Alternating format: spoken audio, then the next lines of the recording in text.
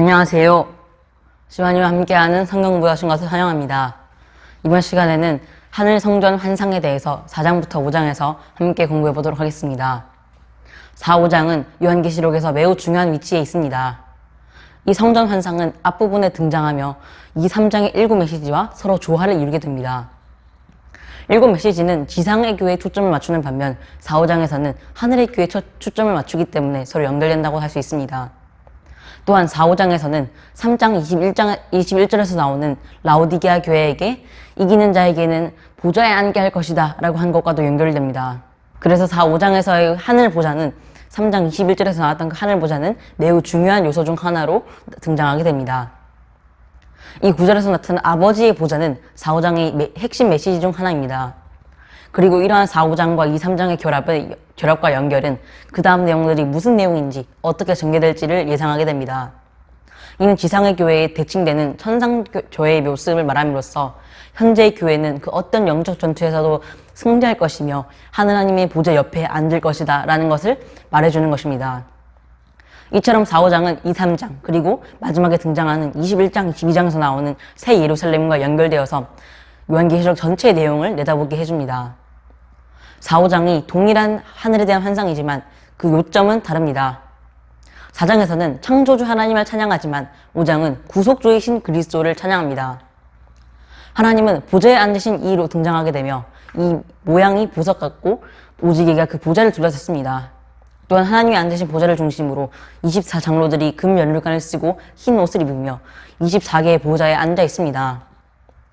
하나님의 보좌 앞에는 성령님을 의미하는 7명이 있으며 보좌 가운데 4 생물들이 하나님께 찬양을 드리며 24 장로들이 하나님께 경배하며 그들의 면류관을 하나님의 보좌 앞에 던지며 찬양을 돌리는 것이 바로 4장의 내용입니다. 그리고 마지막으로는 이 4장 11절에서 찬양의 내용을 보면 하나님이 세상의 창조주 되심이 드러나고 있다는 것을 확인할 수 있습니다. 하지만 5장에서는 4장과 다른 분위기로 전개됩니다. 4장에서는 창조주이신 하나님을 찬양하는 내용이었다면 5장 1절에서는 보좌에 앉으신 이가 7인으로 인본대 책을 들고 계신 것으로 시작됩니다. 그리고 중요한 질문 하나가 던져집니다. 누가 책을 펴며 그 인을 떼기에 합당하냐? 이 질문이 5장 전체의 내용의 중심적인 내용이라고 할 수 있습니다. 요한은 이 질문을 받고 인을 떼기에 합당한 자를 찾지 못함으로 인해서 큰 소리로 울게 됩니다. 그때 24장로 중 하나가 요한에게 그 책의 인을 뗄 분을 소개합니다. 5장 5절에서는 장로 중에 한 사람이 요한에게 이렇게 말했습니다. 유대 지파의 사자 다윗의 뿌리가 이겼으니 그 두루마리와 7 인을 떼시리라 이렇게 말했습니다. 이 책의 인을 떼어내실 분은 유대 지파의 사자 다윗의 뿌리이신 예수님을 의미합니다. 그런데 6절에서는 죽임을 당하신 어린 양을 통해서 5절에서 다윗의 뿌리 그리스도의 승리를 역설적으로 설명합니다. 유대지파의 사자인 그리스도께서는 죽임을 당하심으로 승리를 얻으셨습니다. 이것은 그리스도의 싸움이 죽음을 통해 승리를 얻는다는 점에서 일반적인 싸움은 아니었습니다. 이러한 싸움은 5장 9절부터 10절에서 잘 드러납니다. 함께 읽어보도록 하겠습니다. 그들이 새 노래를 불러 이르되 두루마리를 가지시고 인봉을 떼기에 합당하시도다. 일찍이 죽임을 당하사 각 족속과 방언과 백성과 나라 가운데에서 사람들을 피로 사서 하나님께 드리시고 그들로 우리 하나님 앞에서 나라와 제사장들을 삼으셨으니 그들이 땅에서 왕노릇하리로다 하더라. 이 말씀이 말하는 것은 그리스도께서 모든 족속과 방언과 백성과 나라 가운데서 자신의 죽음과 피로써 우리를 구원하셨고 하나님께 속하게 하셨고 또한 우리를 하나님의 제사장으로 삼으셔서 왕노릇하게 하셨다는 점입니다. 이 과정에서 그리스도의 피 흘리심은 필연적인 것입니다. 그래서 이 피를 통해서 잃어버렸던 하나님의 백성들, 양들을 되찾았던 것이 바로 그리스도의 승리로 등장하게 된다는 것입니다. 그 결과 4장에서 하나님께 드려졌던 24장로들과 4 생물들의 찬양과 경배가 5장에서는 만만과 천천의 천사들이 죽임당하신 어린 양에 대한 찬양으로 바뀌었다는 것입니다. 그런데 4, 5장을 보면 하늘 보좌, 성전에서 하나님과 그리스도 외에 또 다른 3가지의 중요한 요소들이 발견됩니다. 첫 번째는 교회이고, 두 번째는 새 창조이고, 세 번째는 종말적 현상 이것들입니다. 먼저 4, 5장에서는 교회는 24장로들을 통해서 상징이 됩니다. 24장로들에 대한 언급은 보좌를 앉으신 하나님 바로 직후에 주어지고 24보좌가 등장한다는 점에서 교회에게는 이미 자신의 보좌가 주어졌고 승리가 확정됐음을 보여주는 것입니다. 이어서 그들은 또한 흰옷을 입고 그 면류관을 쓰고 있습니다. 여기서 24장로들이 사람이냐 천사에 대해서도 의견이 있었는데 우린 다음 몇 가지 이유를 통해서 이 24장로들은 하나님 백성 전체를 가리키고 있음을 알 수 있습니다. 먼저 천사들이 보좌에 앉아있고 면류관을 쓰고 있다는 말은 어디서도 찾아볼 수가 없습니다.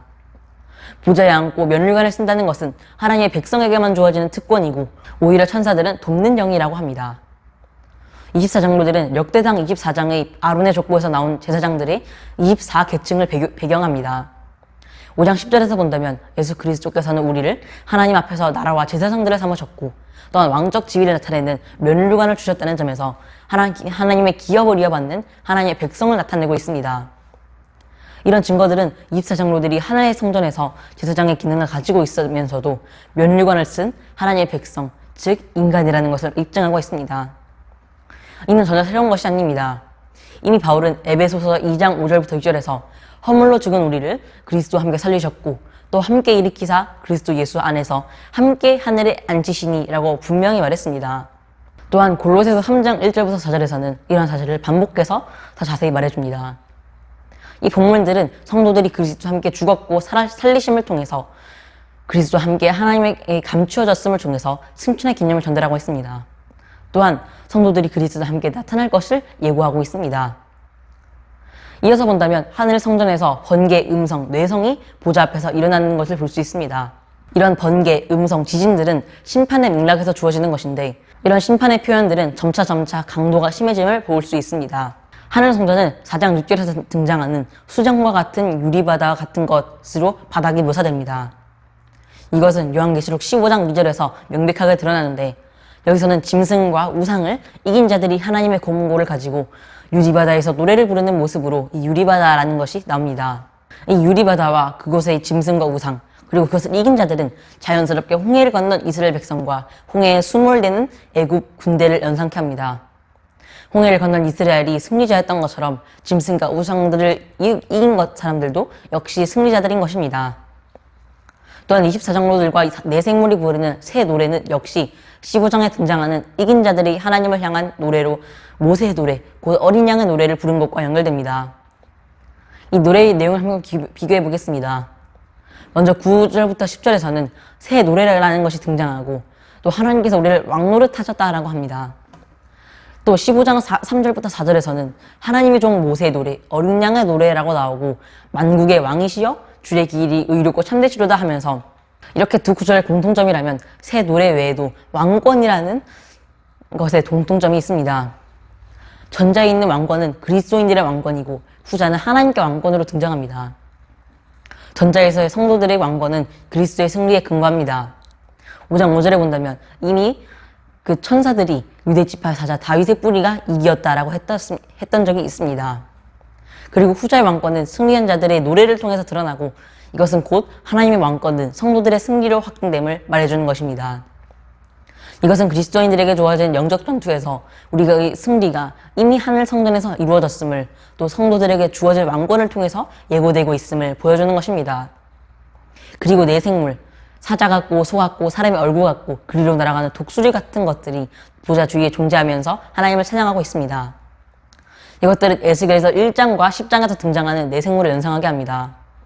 즉 이것들은 내 생물들이 주님의 형상을 반영하여서 새롭게 된 모든 피조물의 대표자로서 하나님을 예배하고 있는 것이고 또한 이것은 모든 피조물들이 하나님을 예배하고 경배하게 될 새 창조를 암시하고 있습니다. 그러나 요한은 4장 8절에서 이사야서 6장 2절에 나오는 스랍들의 6날개를 인용해서 에스겔서에서 등장하는 그룹들과는 구별시키고 있습니다. 이스라엘에서의 스랍들은 하나님의 거룩하신 분으로 찬양하는 점에서 요한은 하나님의 왕권뿐만이 아니라 하나님의 거룩하심을 찬양하고 있다는 것을 알 수 있습니다. 하늘 성전에 대한 묘사는 5장에서도 계속되는데 5장의 특징이라면 7인을 뜰 수 있는 자격이 누구에게 있느냐에 초점이 맞춰져 있다는 것입니다.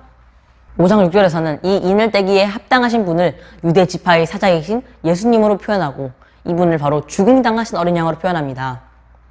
요한이 사자와 어린 양이라는 서로 대조적인 이미지를 병행시키고 있는 것은 예수님께서 하나님의 절대적인 능력이 죽음, 즉 어린 양이라는 모습을 통해서 드러났다는 것을 보여주고 있는 것입니다.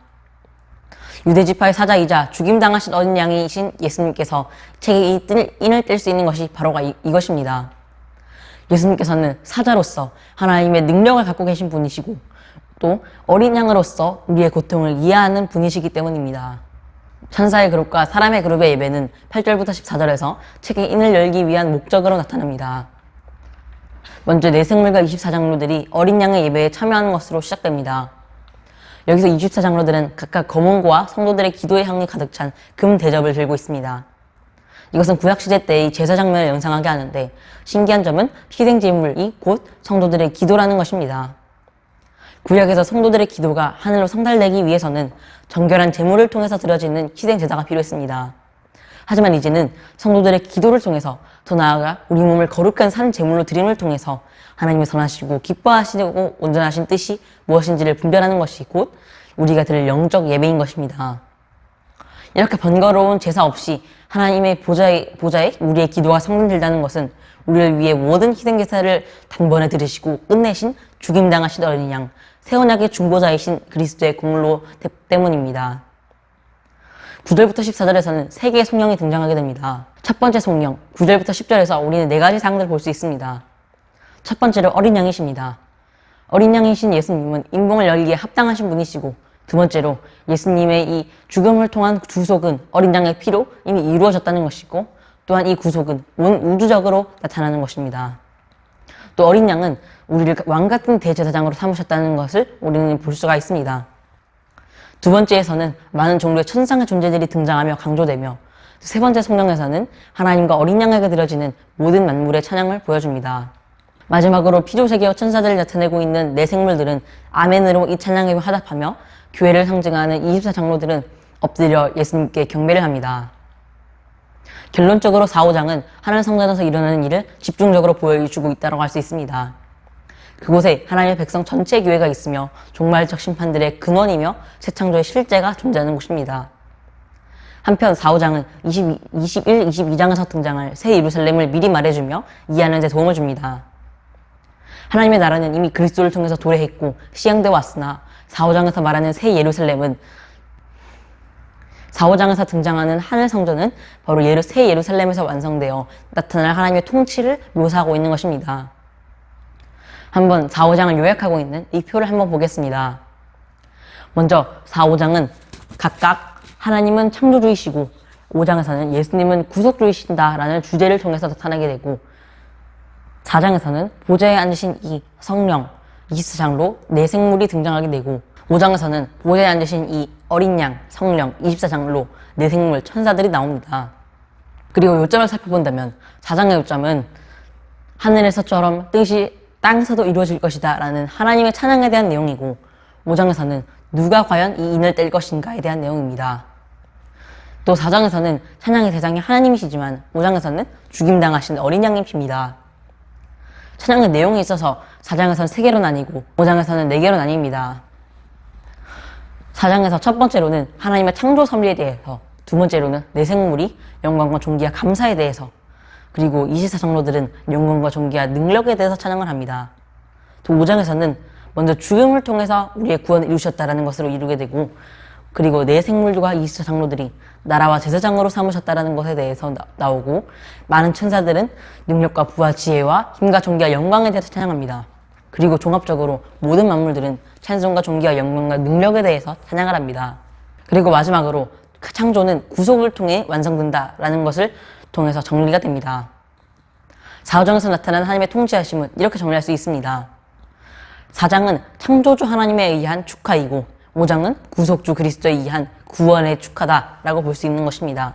감사합니다.